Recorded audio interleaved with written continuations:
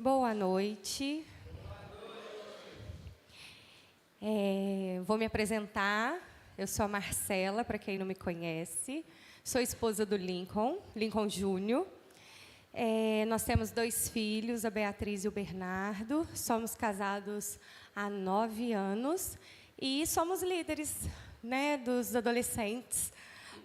Ali, ó, os adolescentes lá, o Ministério Flow, a juventude também, lá da Igreja Batista Manancial. E agradecer o convite. Ficamos um pouco nervosos. É um desafio, é uma coisa nova. A gente nunca pregou junto, né? A gente sempre trabalhou junto, mas cada um fazendo, ou ele prega, ou eu conduzo o louvor e assim. Então, muito obrigada pelo convite. E pode deixar ele falar um pouquinho. Boa noite, eu sou o Lincoln. Nos ambientes que meu pai está, eu sou Lincoln Júnior. Normalmente eu sou só Lincoln, né? Aqui eu sou Lincoln Júnior hoje. Aí, para quem não sabe, eu sou filho do Lincoln e da Celeida. É um prazer estar aqui. Conheço muita gente já aqui, já estou em casa. E fico muito feliz de poder estar com vocês aqui hoje. O tema de vocês é contramão, né? Que sugere que a gente tem que dar um 180 na nossa vida, né? Não é um 360, não. É um 180 e pegar no rumo contrário do que o mundo está indo. E o versículo proposto foi Efésios 5, 15 e 16, que diz assim: tenham cuidado com a sua maneira de viver, que não seja como insensatos, mas como sábios, aproveitando ao máximo cada oportunidade, porque os dias são maus. Eu que acompanho a vida dos adolescentes um pouco, sei como é que está o dia a dia numa escola, na vizinhança, realmente os dias estão péssimos, estão mais que maus, né? Mas o que me chamou a atenção nesse versículo, que é o tema de vocês, tenham cuidado com a sua maneira de viver. E eu fiquei pensando, se a gente vai ter que tomar cuidado como viver, a gente tem que entender bem o que é a vida, né? E o que é a vida? Me fez lembrar, esse trecho me fez lembrar de um programa chamado Provocações, que tinha, eu acho que era na TV Cultura. Tinha um diretor, eu acho que era de teatro e cinema, chamado Antônio Abujanra. E ele normalmente ele recebia convidados bem, pessoas intelectuais, artistas. E num trecho sempre mais para o final do programa, ele olhava, talvez vocês já viram isso em algum lugar. Ele olhava para a pessoa e falava assim: mas o que é a vida? Aí aqueles intelectuais, eu cheguei a ver nesse programa o Alexandre Carnal, filósofo aí do momento, Sérgio Cortella, tinha pessoas de nível alto assim intelectualmente aí do mundo, e as pessoas vinham falando algumas besteiras, né? A vida é ser feliz ao máximo. Mas o legal é que esse apresentador, ele falava assim: mas o que é a vida? Aí o cara já vinha com outra resposta. A vida é você estar com as pessoas que você ama. Aí ele continuava com a mesma cara que ele estava: o que é a vida? Aí a pessoa já começava a ceder e não sabia mais o que falava. Isso me trouxe quando eu já escutei várias dessas partes, me trouxe a seguinte questão: a gente sabe o que é a vida, né? Né, gente? A gente sabe o que é a vida, nós somos cristãos, né? A gente sabe por que a gente está aqui, a gente sabe o que é a vida. E às vezes a pessoa mais intelectual, aquele professor de universidade, tem a mínima noção do que é a vida. Ele vai levando para um lado totalmente errado, e quando a gente escuta, a gente fica, nossa, até dói de ver uma pessoa às vezes bem sucedida, às vezes uma pessoa ali que está dando palestra, um coach, falando tanta besteira a respeito do que é a vida. Em Colossenses 2, 8 e 9, diz assim: tenham cuidado para que ninguém os torne escravos por meio de argumentos sem valor, que vêm da sabedoria humana. Essas coisas vêm dos ensinamentos de criaturas humanas e dos espíritos que dominam o universo, e não de Cristo. O primeiro alerta que eu vou deixar aqui hoje tenham muito cuidado com o que vocês consomem. Tenham muito cuidado com quem vocês ouvem, quem vocês dão crédito. Porque nesse exemplo que eu dei aqui, pessoas extremamente intelectuais não têm a mínima ideia das coisas mais fundamentais da vida, o que a própria vida é. Então, tenha muito cuidado, porque tem muita filosofia vã, tem muita mentira sendo contada aí, e que tem levado jovens, principalmente nessa transição de adolescente para jovens, entrando na faculdade, para caminhos totalmente errados. Entra política, entra filosofias de vida, todas erradas. Pessoas que cresceram na igreja são enredadas mesmo pelo inimigo. O fato é que uma das maiores diferenças de uma pessoa que vive com Cristo e uma pessoa que vive sem Cristo é saber justamente isso. O que é a vida, porque isso muda tudo, como ela vai ser vivida. Nós temos as respostas para quem a gente é, né, as questões fundamentais da filosofia, né, quem somos, de onde viemos, para onde vamos, a gente sabe tudo. Eu sei para que eu estou aqui, eu sei quem me trouxe para cá, para essa vida, eu sei para onde eu vou, e essas pessoas não sabem. Em João 8, 31 e 32 diz assim: Então Jesus disse para os que creram nele: Se vocês continuarem a obedecer os meus ensinamentos, serão de fato meus discípulos e conhecerão a verdade, e a verdade vos libertará. Então, se a gente se aplicar aos ensinamentos do Senhor, se a gente se aplicar na sabedoria do Senhor, a gente vai conhecer a verdade. E essa liberdade é a que a gente tem, que o mundo não entende. A liberdade de você viver uma vida plena, tranquila, de saber que você não tem dúvidas sobre o amanhã, você não tem dúvidas sobre o pós-vida, isso é libertador. Pensa numa pessoa que não tem certeza disso. Uma pessoa que está numa religião que às vezes tem que provar alguma coisa para conseguir algo, deve ser terrível. E essa é a liberdade que a gente tem. Tem um livro chamado Deus te fez de propósito. Não sei se alguém já leu esse livro? Diz o Scop. Já estou recomendando, um livro muito bom. E ele fala sobre o propósito da nossa vida. Eu vou usar o primeiro capítulo dele, são 14 capítulos que o livro tem. A base da mensagem vai ser o primeiro capítulo, a base dessa primeira parte, né? Que é uma forma de explicar para a gente qual que é o nosso propósito de vida. Tá? Esse é um mapa que tem num QR Code do livro, que você consegue baixar, que é basicamente a explicação desse primeiro capítulo. E hoje a gente vai seguindo ali para vocês entenderem. Antes de começar, eu já vou deixar claro. A proposta dele de colocar ali, por exemplo, que o propósito é o casamento entre o chamado e a sua missão. Vocês vão ver literatura por aí, uma pregação, falando outras coisas. O chamado é outra coisa do que ele propõe aqui. E não esgota nisso. É igual a mensagem, por exemplo, do filho pródigo. Eu já escutei umas centenas, vocês vão escutar dezenas, centenas de mensagens do filho pródigo, sempre com uma coisa diferente. A última coisa que eu escutei, que eu achei muito interessante, falando que, apesar de chamar a parábola do filho pródigo, não é sobre o filho pródigo, é sobre o pai dele. Ali a questão é você receber de volta quem se afastou do Senhor. Então, ali no contexto da história, é sobre o pai, é sobre o que ele fez, de estar feliz com o retorno de alguém que estava perdido, né, que era o filho dele. Então, aqui é a mesma coisa, né, a proposta de falar sobre o nosso propósito de vida aqui não vai esgotar você vai escutar sobre o chamado falando de outra coisa e assim por diante. Enfim, se você perguntar então para uma pessoa, está lá no comecinho lá, o que é propósito, motivo pelo qual você nasceu. E é isso mesmo, o seu propósito é o porquê de você nascer.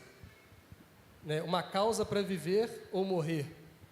O seu propósito de vida é isso. E muita gente ainda não encontrou, né? Está atrás, com outros propósitos no coração que não são o Senhor. E esse livro ele vai tratar do propósito como um casamento entre o seu chamado e a sua missão. Mas o que é chamado para você? A primeira vez que essa palavra aparece na Bíblia é em Gênesis 3, de 8 a 9. Logo que a Eva comeu, deu para o Adão comer a fruta, né? Eles se esconderam do Senhor.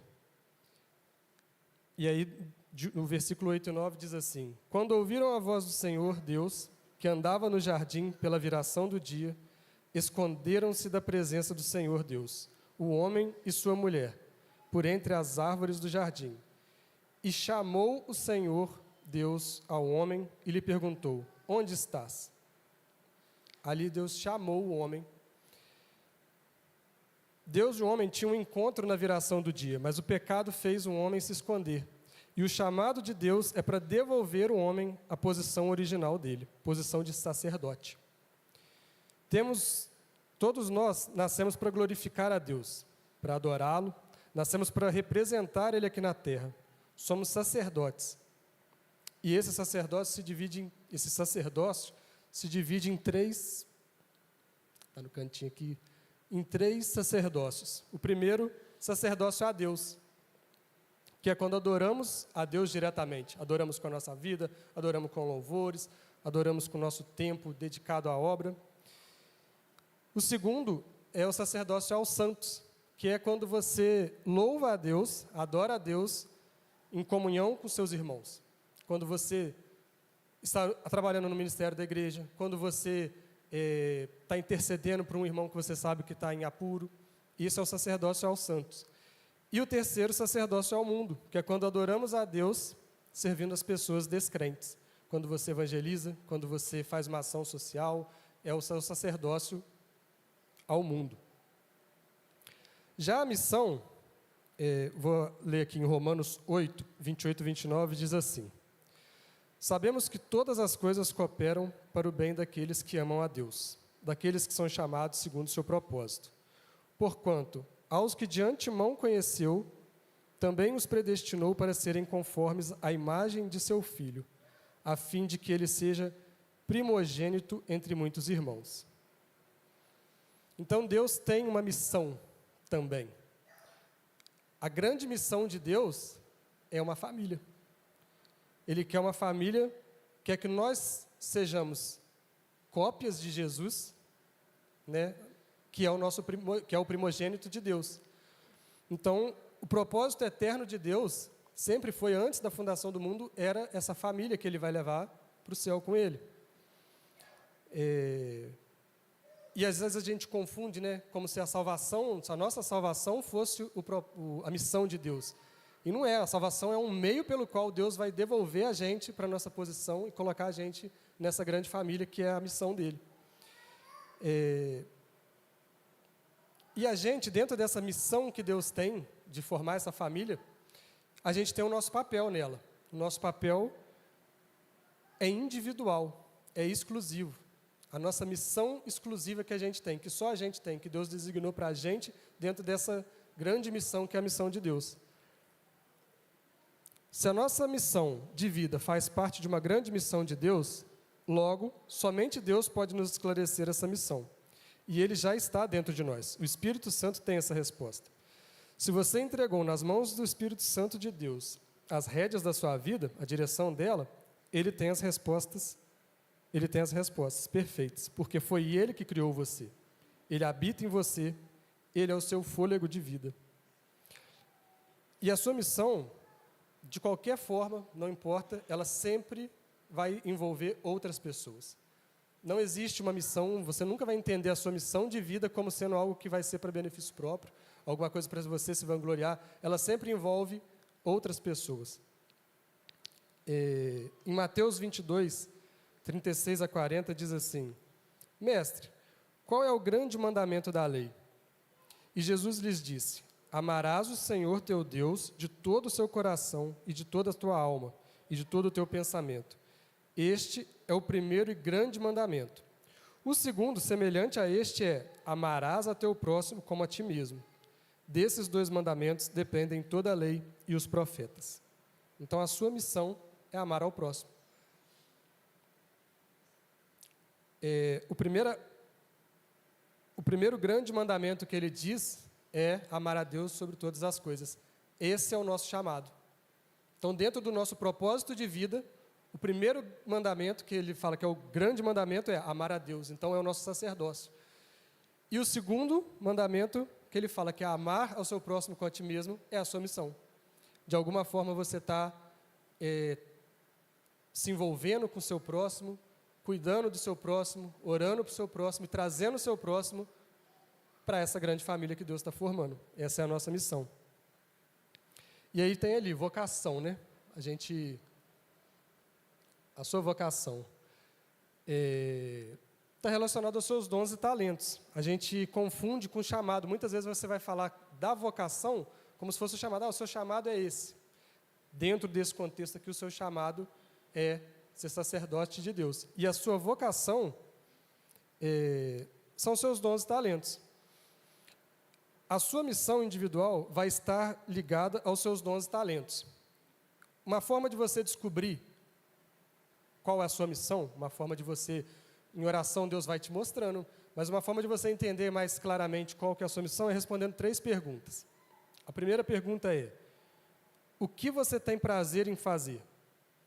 Tem a ver com prazer mesmo, o que você gosta de fazer, o que você não vê o tempo passar quando você está fazendo. A segunda pergunta é: no que você é bom? Aí já entram os dons e talentos. O que você tem mais facilidade? O que você tem mais habilidade para fazer? Sabe, aquela coisa que é natural sua. E a terceira pergunta: o que mais incomoda você no mundo? O que você pediria para Deus se Ele viesse e te perguntasse assim: meu filho, me fala uma coisa que você quer que eu mude? O que te incomoda tanto no mundo que você pediria isso para Deus? E juntando essas 3 respostas, você encontra um indicativo do que é a sua missão.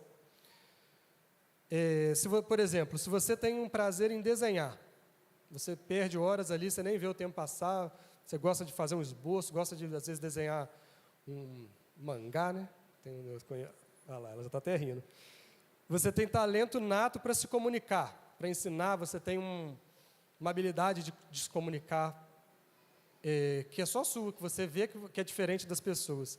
E você se incomoda muito, por exemplo, com, sei lá, pedofilia. Alguma coisa te chamou atenção, alguma vez você tem essa coisa de abuso no infantil, e você fala: nossa, isso é uma coisa que me incomoda muito, é o que eu pediria para Deus mexer os pauzinhos dele e acabar.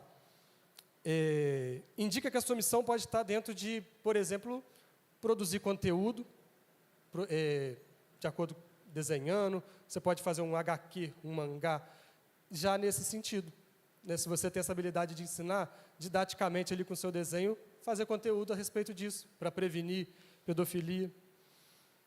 Enfim, vivendo de propósito, que está ali no centro. Cadê? Vivendo de propósito. Em Marcos 10, 29 a 30, diz assim: e Jesus respondendo disse: em verdade vos digo que ninguém há que tenha deixado casa, ou irmãos, ou irmãs, ou pai, ou mãe, ou mulher, ou filhos, ou campo, por amor de mim e do Evangelho, que não receba 100 vezes tanto, já nesse tempo, em casas, irmãos, irmãs, mães, filhos, campo, com perseguições, e no século futuro, a vida eterna. O que ele está dizendo aqui?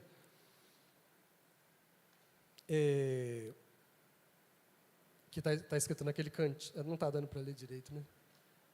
Que as recompensas de a gente estar dentro do propósito de Deus, as recompensas que a gente vai ter de entender bem qual que é a nossa missão e estar sempre ligado no nosso chamado de estar se relacionando com Deus, já vem nessa vida, 100 vezes mais, e na vida futura, na próxima, na continuação dessa vida na eternidade. E ali no cantinho de baixo vem falando das missões secundárias. Essa tem respeito ao que você faz no seu dia a dia.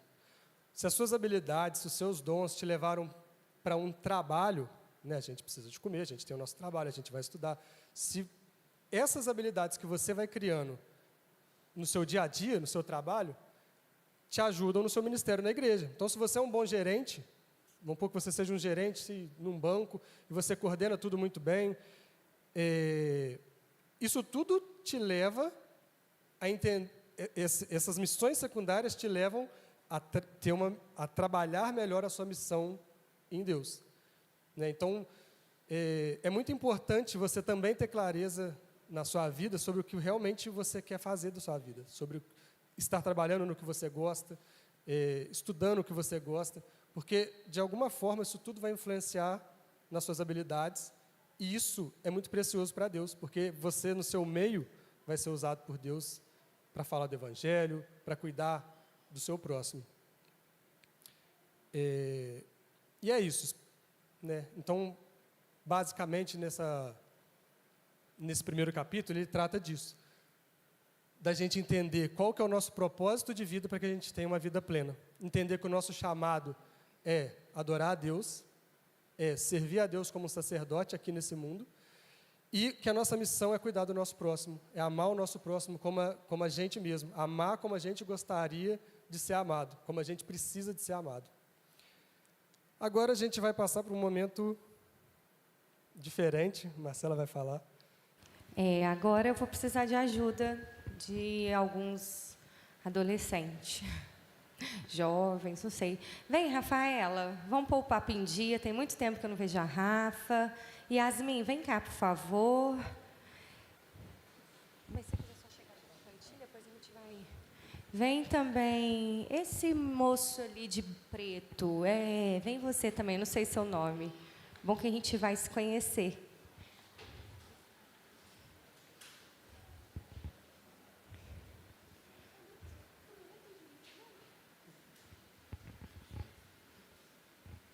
Deixa eu chegar esse aqui para trás, que a gente vai fazer um bate-papo aqui.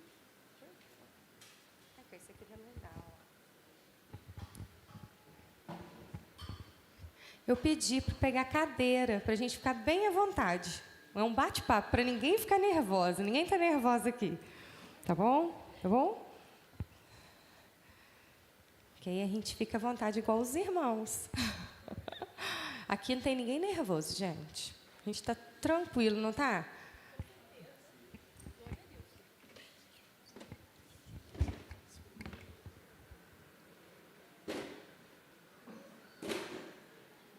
Você senta também? Você senta de lá e eu sento de cá. Cadê meu?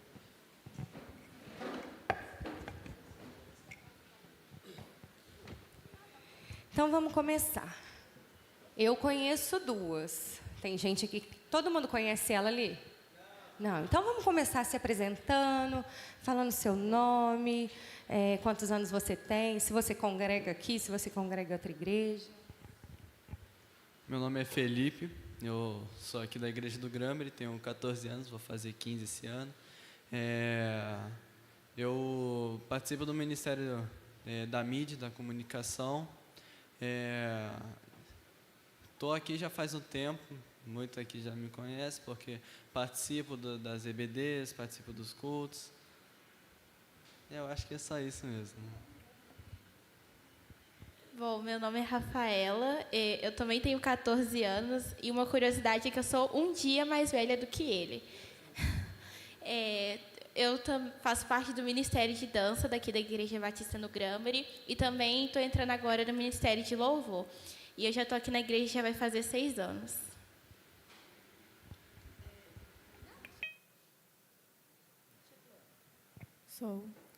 Meu nome é Yasmin, eu tenho 15 anos.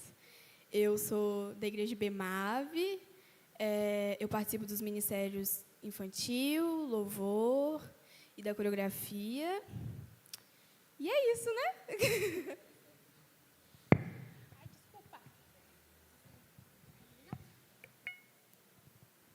Legal. Eu não gravo o nome, não. Pode ser que eu pergunte de novo, tá? A gente também já se apresentou. Eu sou a Marcela, ele é o Lincoln. E a gente está querendo conversar. Eu acho que todos vocês estão na escola. Estão estudando, fazendo qual ano? Nono. Também nono? Não, eu estou no primeiro de ensino médio. Primeiro. Primeiro, legal.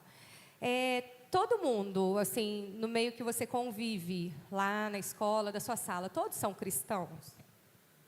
Não, eu sou o único da escola, eu e meu irmão. Desafio, né?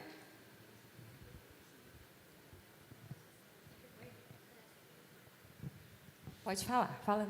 Já estou começando, já tenho um amigo que eu já estou conversando com ele, passo os dias, converso com ele sobre Deus, converso com ele ali. Tentei convidar ele hoje para o culto, mas ele acabou não vindo. Né? E esse amigo já era próximo a você ou não? Não, já era próximo. Conheço ele já próximo? faz bom tempo, desde o 5º ano. Aí, E ele não é cristão, mas ele é de outra religião? Ele acredita em não, alguma coisa? ele fica meio termo, ele acredita, mas também tem dúvida se Deus realmente existe. Na minha sala, eu acho que só tem eu de cristã, porque, na verdade, eu não conheço muito bem a minha sala, eu estou numa nova escola, mas, aparentemente, eu também acho que eu sou a única cristã. Eu estou numa escola nova, então eu não conheço quase ninguém que eu saiba, assim, que eu já analisei, que a gente vai percebendo, né, os comportamentos. Tem 3, mais eu, são 4. E é meio difícil, assim, né, tipo, identificar a escola nova e tal. Ele meio que já respondeu a outra pergunta, que é: você já teve alguma experiência de falar de Jesus no seu meio, né, no seu meio escolar? Os adultos no meio do trabalho, os mais jovens na faculdade. Vocês tiveram já alguma experiência? Né? Ele falou que está tendo agora. E vocês? Eu já... semana passada, eu trouxe a minha amiga Ana Cristina no PG dos adolescentes, e a nossa intenção era que ela viesse aqui no culto, só que, infelizmente, por problemas pessoais, ela não conseguiu vir. Como eu disse, eu estou numa escola nova. Não falei com ninguém, mas a minha escola antiga eu já tive a oportunidade de poder conversar e de estar tentando, né, aproximar as pessoas mais da palavra de Deus. Legal. Partindo do princípio que o nosso chamado é para sermos sacerdotes de Deus, como que a gente faz para se tornar íntimo de Deus? Fácil, né? O que a gente tem que fazer? Orar. Louvar. Fazer devocional, sempre ter um momento, a comunhão com Deus, que é o principal, né? Você sabe, orar diariamente, fazer o devocional, estudar, porque se você ama o seu Deus, se você acredita que Ele existe, você tem que saber mais dele. Por isso que Ele deixou a Bíblia ali. A Bíblia está ali, você está ali na sua mesa, na sua gaveta, ali com você para isso, para você estudar e saber o que Ele ordenou, qual a regra que Ele deixou aqui na Terra, quais são as leis que a gente tem que andar. Os 3 já nasceram no lar evangélico ou não? Se converteu? Como que é? Já sou de lá. Você também? Também nasci. Também? Sim. Ai, que bom. Mas não sei aqui. Alguém aqui tem medo de tomar a iniciativa de falar de Jesus com alguém? Eu tive. Na escola, então, às vezes você não sabe como começa. Não sei, vocês sabem como começar uma conversa? Você está lá na sala de aula, todo mundo já te conhece, mas... E aí? Alguém quer falar? Fala aí, Davi. Você já sentiu medo, inseguro de falar do amor de Deus? Para alguém? Já? Eu também. Né? Eu também. Mesmo nascendo no lar evangélico. Que eu também sou de berço, meus pais são evangélicos. Você já, Lincoln, passou por isso? Então, eu vou fazer o exercício dos 3 pontos que ele fez. Vamos lá. O que você tem prazer em fazer? Gosto bastante, eu não vou mentir, né? Eu gosto muito de jogar. Jogar? Jogar eu gosto bastante, passo muito tempo ali. Estou parando um pouquinho por conta das aulas, né? Estou tendo que parar durante a semana. Mas nas férias, joguei bastante. Gosto. Uma coisa que você gosta. Muito. Legal. Conversei já com uns amigos meus também sobre Deus no jogo em si também. Ah, legal. Eu gosto de cantar e de dançar. Eu queria contar uma experiência muito incrível. Ontem, depois do PG dos adolescentes, né, saiu todos os adolescentes daqui da igreja, a gente saiu cantando no meio da rua e a gente foi pro BK. E foi uma sensação assim incrível de poder estar adorando o Senhor e ver como é que as pessoas iam sendo impactadas por isso. É gratificante demais. Eu gosto de falar. Isso é bom. Além de desenhar, eu gosto muito de falar. Eu acho que eu passo 90% do meu dia falando, até sozinha. Então, eu acho que falar, desenhar, e eu acho que estudar as coisas que eu gosto, assim. Legal. E no que você é bom? Bom, não bom Eu não sei, mas se for... O que você pega para fazer e você tipo, fala assim, aí as pessoas, nossa, você é bom nisso. O PG passado... Não, PG passado não. PG passado foi Um outro. dom, né? Um O talento. No PG retrasado, eu dei aula sobre... Eu fiz ali, ensinei a questão. Uma coisa que eu gosto muito, é bom não ser, né? Humildade, né? Não, não vou dizer que eu sou ótimo, sou bom, mas é uma coisa que eu gosto muito, é te ensinar. Gosto muito, não só conversar, mas sim ensinar alguma pessoa. Eu gosto de falar bastante. No PG já tem a lição pronta ali. A gente já tinha a lição pronta, mas eu fiz uma segunda lição, eu fui escrevendo, fui estudando um pouquinho mais para poder passar a minha lição antes dessa lição que tinha do PG. Então, eu gosto muito de te ensinar, te falar, ainda mais quando é coisa que eu gosto, né? Quando é sobre Deus, eu gosto muito. Ó, eu tô vendo já um missionário. Alguém tem dúvida? Olha aí, ó, o Barnabé. Eu acho que dançar é o que eu acho que eu faço bem.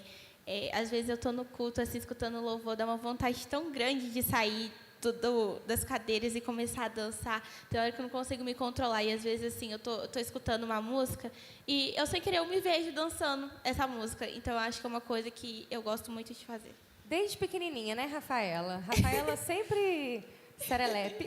Isso é bom. E você, Yasmin? Como diz o Farley,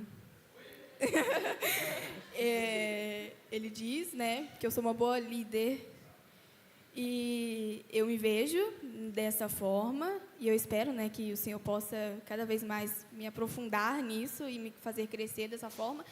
Eu gosto muito e eu acho que eu sou boa nisso, na Libras, né, como intérprete de Libras, que eu quero trabalhar. Então, eu acho que eu sou boa nisso e o Senhor me usa nisso. Bem, legal. Tinha que ter um surdo aqui, olha só os talentos, ó, para interpretar para nós. E o que mais te incomoda no mundo? Vamos lá. Com toda certeza, sim, eu posso dizer, posso fazer até um ranking, assim, que é blasfêmia ou heresia, qualquer uma dessas, às vezes eu vejo e fico pensando em, tipo, como tem algumas pessoas que conseguem realmente pensar nisso. Hoje eu estava conversando com o Fernando ali, meu amigo meu, meu discipulador. A gente estava conversando hoje na praça e eu falei de um versículo que é 2 Timóteo 4:3, que está escrito que pois vai chegar um tempo em que as pessoas vão parar de dar atenção ao verdadeiro ensinamento e vão seguir seus próprios desejos e vão tomar porções de mestres que vão dizer a elas o que elas querem ouvir. Aí a gente estava falando disso, porque tem pessoas que não querem mais ouvir do Evangelho, o verdadeiro ensinamento, e vão querer tomar suas próprias atitudes e procurar pessoas que vão falar o que elas querem ouvir. Se aquele cara ali, ó, ele não tem nenhum histórico bom, mas se ele está falando uma coisa que eu acredito, eu vou começar a seguir ele. É uma coisa que eu realmente... A intolerância, o preconceito, acho que a falta de paciência é algo que eu mesmo, né, todos nós somos pecadores, eu mesmo falo, gente, eu queria tanto que isso não existisse, que eu acho que a falta de paciência faz a gente não querer aprender e às vezes nos embolar em entender as coisas. Eu acho que isso seria o que eu tiraria, assim. Entendi. E agora, para a gente fechar nosso bate-papo, vou perguntar e eu queria que os irmãos levantassem a mão, tá bom? Vocês já vivenciaram uma situação onde o Espírito Santo te incomodou para falar de Jesus para alguém, mas você não se sentiu à vontade, ou ficou com medo, ou ficou inseguro? Às vezes você estava lá na roda de amigo, aquele amigo estava meio isolado, aí você falou, aí o Espírito Santo assim, vai lá, conversa com ele. Ou tem um funcionário no lugar onde você trabalha, ou que você gerencia, e aí tá assim, vai lá, fala com ele, aproveita a oportunidade, e você não conseguiu sair do lugar, você se sentiu inseguro,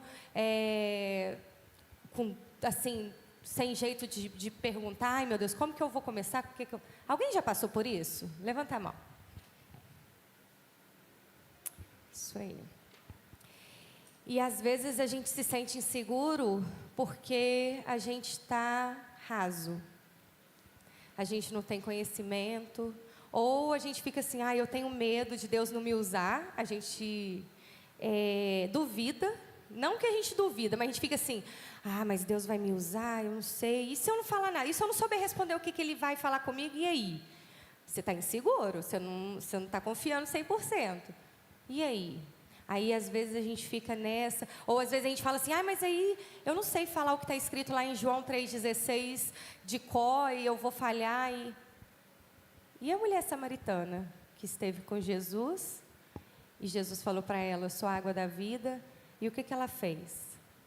Ela saiu e foi falar do Mestre, venha e vê.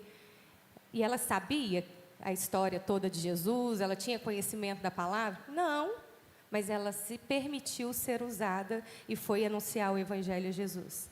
Ela foi usada e ela levou uma boa parte da cidade para ver quem era o Mestre que estava lá na fonte. Então, às vezes, a gente precisa se permitir. E uma das coisas, então, primeiro aí, a gente se permitir ser usado. Às vezes a gente se sente inseguro, mas a gente precisa de confiar e deixar Deus fazer o que Ele faz. Ela só foi anunciar. Deus usou ela. E com certeza alcançou várias vidas, sem mesmo saber. Acabou de conhecer quem era. E aí tem outra coisa também. Eu acho que a maioria conhece, que é as cores do plano de salvação. Porque às vezes a gente fala assim, como que eu vou começar a falar de Jesus na escola? Então, aí eu vou chamar a Rebeca e a Laura. Vem cá. Por favor. Aqui, nossa sacolinha. Distribui para a gente, por favor. Pode dar para eles aqui também. Alguns já devem ter feito a pulseirinha, mas hoje nós vamos confeccionar o chaveirinho do plano de salvação. Pode abrir aí, que a gente vai fazendo juntos.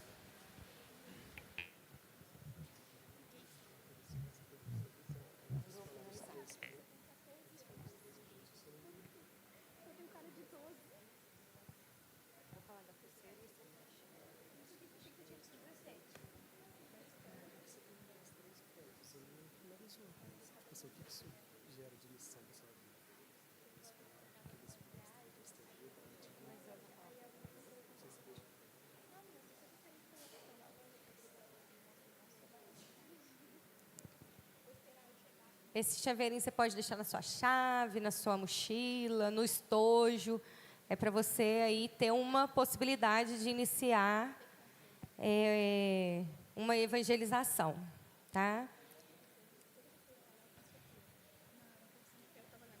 E a gente aqui, só para a gente fechar, né? A gente usou lá os 3 pontos de como eu posso atuar. Aí eu falei, o missionário, porque você pode juntar tudo isso. Você gosta de ensinar. Então, você pode ensinar o amor de Jesus, né? Rafaela, com o seu dom de dança. Então, a gente pode estar... vocês já sabem a missão de vocês, né? De buscar mais o Espírito Santo e deixar ele se permitir ser usado.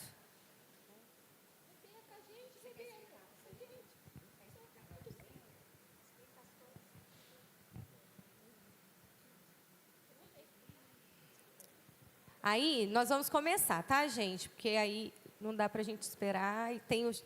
Deixa eu ver como que tá. Entregar para eles também? Então... Vocês fazem juntos. Vamos lá? Pode abrir. E aí, de um ladozinho... Aí, a Larissa arrumou. De um lado, a gente vai colocar todas as bolinhas... Vem cá, Ju, para você me ajudar. Você quer que eu ajude a falar? Porque vai dar um nozinho na argola. Todo mundo pega aí a cordinha e a argolinha do chaveiro. E aí você... A gente vai amarrar. Larissa, eu acho que você podia vir aqui fazendo, hein? Que ela tá já com habilidades. Vamos lá, Larissa, para a gente iniciar. A gente coloca a argolinha no meio, dá um nó, dá 2 nós para ficar bem forte. Vai ficar 2, Não, eu vou te falar. E o meu ficou mais curto, o outro do que o outro. Aí,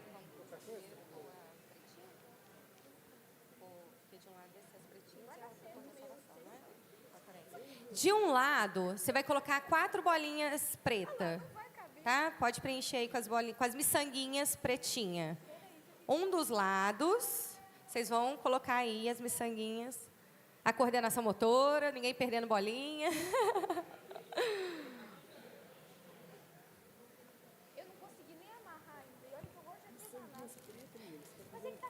Os que conseguirem, pode ajudar o amigo também. Dá um nozinho. Deu certo aí? Isso aí, coloca as 4 bolinhas. Ah, e põe uma azul. É 2 bolinhas pretas de cada lado? Assim? Essas bolinhas pretas e o azul é você na contramão do mundo. Certo? Representa você em meio às pessoas que não conhecem Jesus, andando na contramão.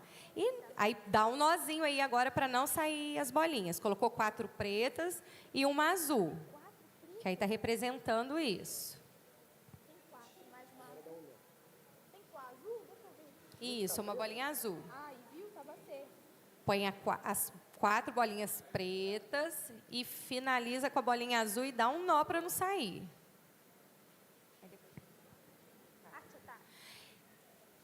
E vamos começar com do outro lado, na outra cordinha, vocês vão colocar o amarelo. Que o amarelo simboliza, quem sabe? Vamos me ajudar? Ruas de ouro. Simboliza ruas de ouro. Céu é o nosso lugar, amém?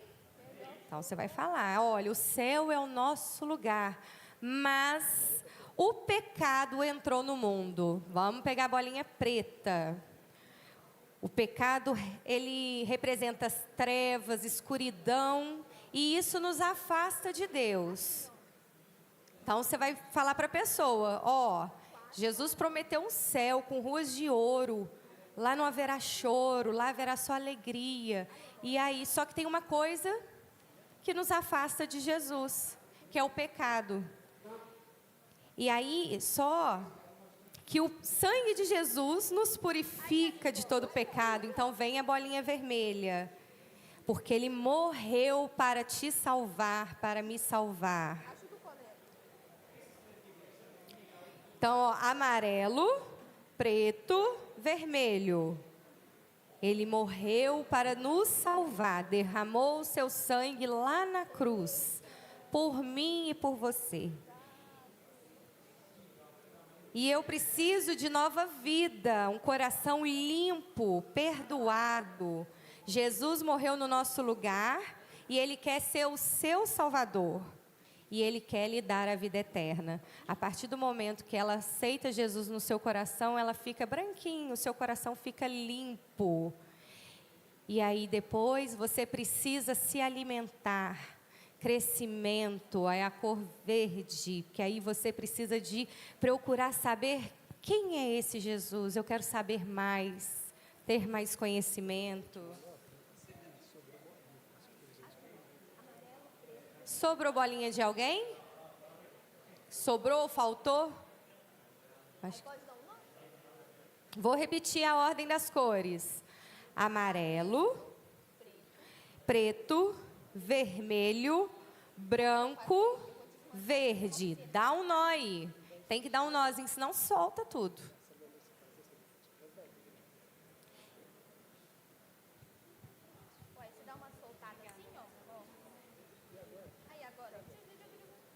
E aí você tem o chaveirinho, ó. Aí, ó, de um lado você na contramão e o outro lado você aí, ó, com as cores do plano de salvação para você evangelizar um amigo. Eu falei aqui brevemente, mas tem até uma historinha explicando. É legal a gente saber, não sei se todos sabem.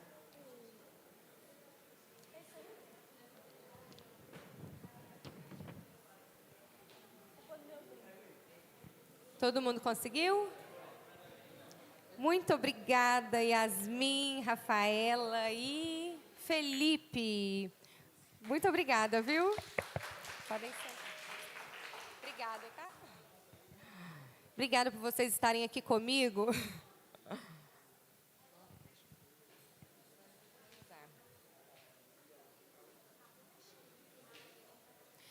Pessoal, no final, quem quiser cortar as pontinhas, a Larissa e outras meninas vão estar lá para cortar, tá bom?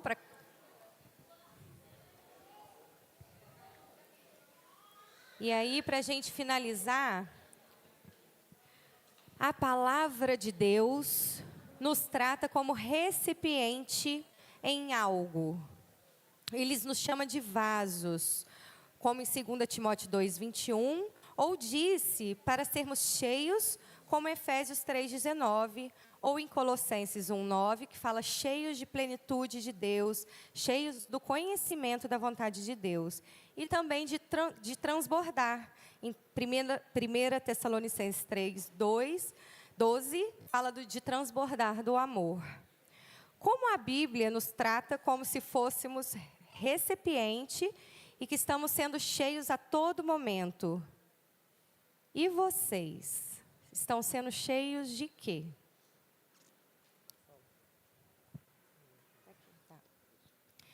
Em Mateus 12:34, fala assim: ninhada de cobras venenosa. Como é que você pode dizer coisas boas se são maus?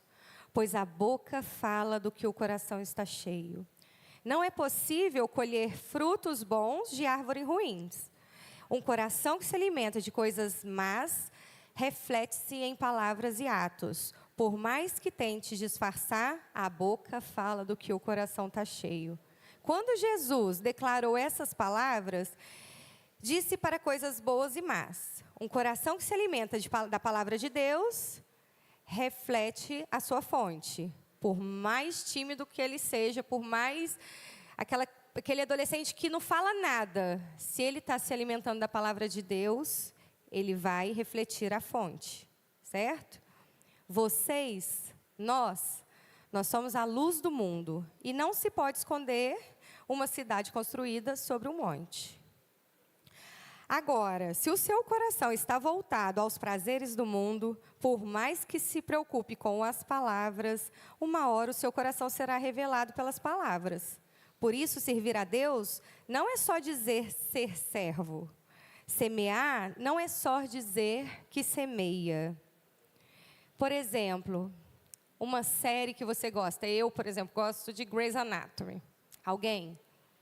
Se a gente começar a falar, a gente vai falar da Mary Jane, vai falar do Derek, vai falar de um monte de gente, né? Vai falar daquela cirurgia na cabeça e a gente tem conhecimento, certo? Por quê? A gente assiste e se aprofunda naquilo. E a palavra? E um jogo? Aqui eu vi que o jogo, videogame, a maioria gosta, né? Se vocês pegar para falar de videogame, vocês vão ter assunto, não vão?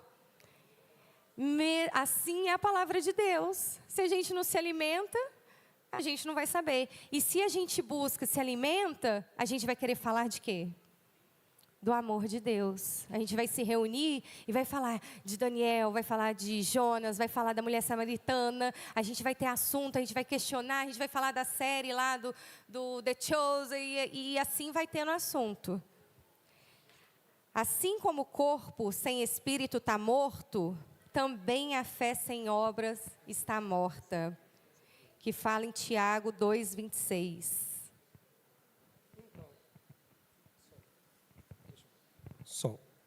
Então, essa figura que existe, né, da gente estar sendo cheio, da gente estar transbordando, faz a gente pensar que a gente está o tempo todo no limite, né? Imagina que você é como se fosse um vaso que está cheio até a boca. E você, de acordo com o que você está lidando com pessoas, você está estudando, você está vendo um filme que seja, assistindo uma série, o tempo todo que está entrando coisas em você, no seu ser, no que você é, que vai fazer parte do que você também está colocando coisas para fora, que é o transbordar. E é a pergunta que ela fez: o que você tem transbordado? O que você está se enchendo vai falar o que você está transbordando. Então, isso que ela falou a respeito de transbordar. Eu falo muito de série porque eu assisto série demais. Então, você vai ver que vocês pensam aí no que vocês fazem mais, vocês vão saber. Quando você para perto de alguém, você não sabe falar de outra coisa. Você fica meio ali esperando a deixa para você falar daquele filme que você viu, que você acabou de ver, que você está doido para comentar com alguém, porque você ainda está cheio dele. Então, não espera que você vai conseguir falar de Jesus para o seu amigo se você não está se enchendo das coisas de Jesus. Não espera que você vai ter capacidade de evangelizar e falar com seu amigo de uma forma bíblica. Às vezes você está pensando assim, poxa, eu não tenho capacidade. Mas é só você ler a Bíblia. Se você se encher das coisas de Deus, você vai transbordar as coisas de Deus. Eu vou dar assim, uma coisa que aconteceu comigo há bastante tempo atrás. Tinha um amigo, eu fiz uma amizade com um menino, ele era bem mais novo do que eu, e ele veio contando para mim sobre como que ele estava lendo a Bíblia a terceira vez. Ele falou assim, agora eu estou lendo, está sendo muito difícil, porque eu estou lendo com um comentário bíblico. Eu consegui vários comentários bíblicos e eu estou lendo com um comentário bíblico, está sendo muito complicado, está me tomando muito tempo. E eu me senti horrível, porque eu nunca tinha lido a Bíblia toda. Eu falei, gente, eu sou bem mais velho que ele, cresci na igreja, e eu nunca li a Bíblia inteira. Aquilo ficou no meu coração, eu não consegui parar de pensar naquilo. E aí passou um tempo, eu falei assim, não, agora eu vou começar a ler, e comecei. Estou lendo a Bíblia. Mal comecei, ler a Bíblia é muito bom. Quem já teve a experiência de começar a ler a Bíblia do começo ao fim, o Espírito Santo de Deus vem falando no nosso coração o tempo todo, e são coisas que vão sendo reveladas, são histórias que você nem imaginava que tinha na Bíblia. Você ri, você chora, é impressionante como que ler a Bíblia é bom.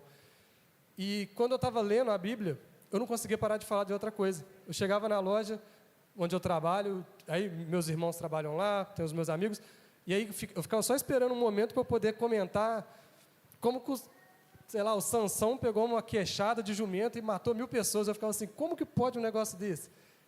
Sabe, essas coisas ficava, como eu estava me enchendo disso, eu queria falar disso. Então, é o que eu falei, não espera que você vai ter habilidades de falar do Evangelho, não espera que você vai ter nem vontade de falar do Evangelho se você não está se enchendo dele, se você não está estudando, se você não está orando, se você não está em comunhão com seus irmãos. Né? A EBD está aí, estejamos firmes na EBD. Né? Não se incomode de estar na contramão do mundo. Se você estiver se sentindo assim, você está no caminho certo. Amém? Larissa, muito obrigada pela oportunidade. Espero que o Senhor Jesus tenha falado, né, aos nossos corações. Luana, é porque eu estava conversando com a Larissa. Luana, muito obrigada pela oportunidade. É isso. Nós que agradecemos. Queria chamar a Laís para entregar para vocês uma lembrancinha. Muito obrigada. Laís. Não, tá só para falar qual que é.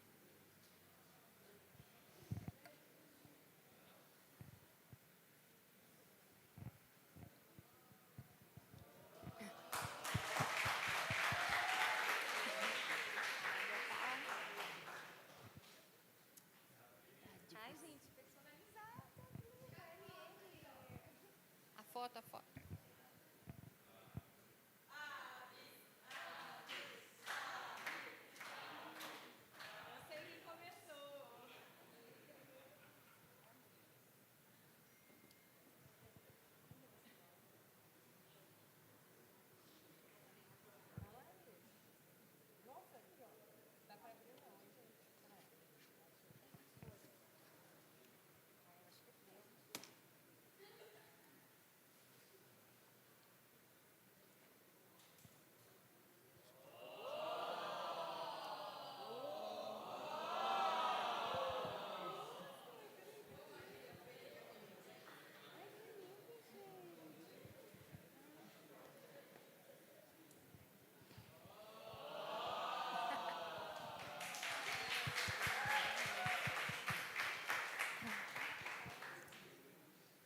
Gente, muito, muito, muito obrigada.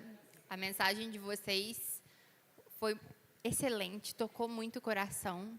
Espero que todos que ouviram levem para a vida. Agora, muito obrigada a você também. Calma que eu já te amo. Pera, não vai muito longe.